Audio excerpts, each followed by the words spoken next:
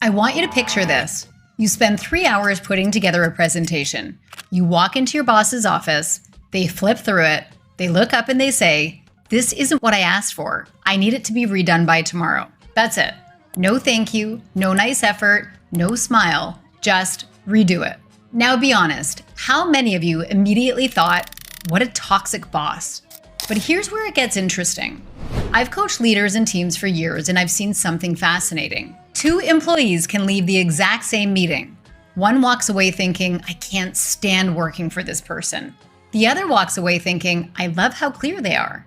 Same boss, same words, same meeting. So who's right? Stay with me because the answer might completely change how you see the people that you work with. One of the biggest mistakes we make as human beings is assuming that everyone communicates the same way that we do. When they don't, we create a story. They're rude, they're insensitive, they don't respect me. Sometimes that story is absolutely true, but sometimes it's completely wrong. Because there's a huge difference between someone who communicates differently and someone who's actually toxic. Let me show you.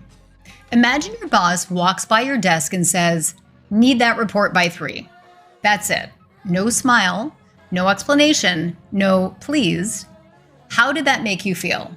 Seriously, pause for a second. Did it feel motivating or did it feel disrespectful? Your answer tells me almost as much about your communication style as it does about your boss's.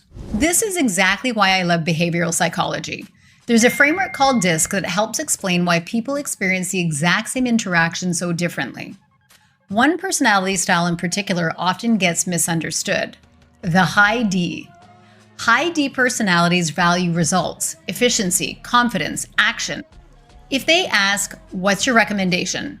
they're not trying to intimidate you. They're trying to solve the problem. If they interrupt you, it may not be because they don't value your opinion.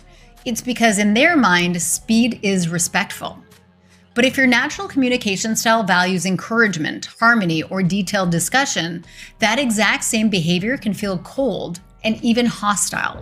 I can't tell you how many times I've coached someone who started by saying, "My boss is impossible."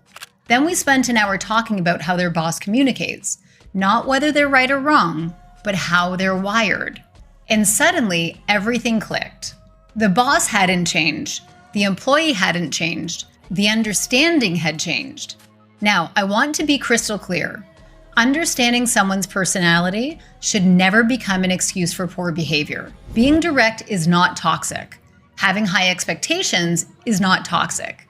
Giving honest feedback is not toxic. Toxic leadership is different. It's humiliation, manipulation, bullying, creating fear, retaliation, constant disrespect. Those behaviors aren't explained by DISC. They're signs of unhealthy leadership, and every personality style is capable of them. So here's the question I want you to ask before labeling someone as toxic.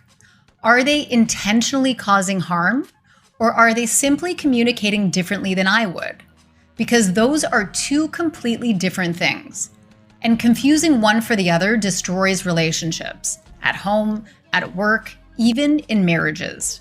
The more I study human behavior, the more convinced I become that most conflict isn't created by bad intentions.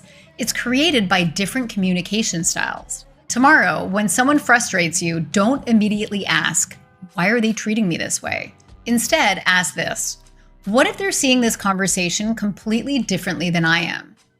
That one question has transformed teams I've worked with. It's improved marriages, it's changed workplaces, and honestly, it's changed the way that I communicate with everyone. If this video made you think differently, let me know in the comments. Have you ever realized that someone you thought was rude was actually just wired differently?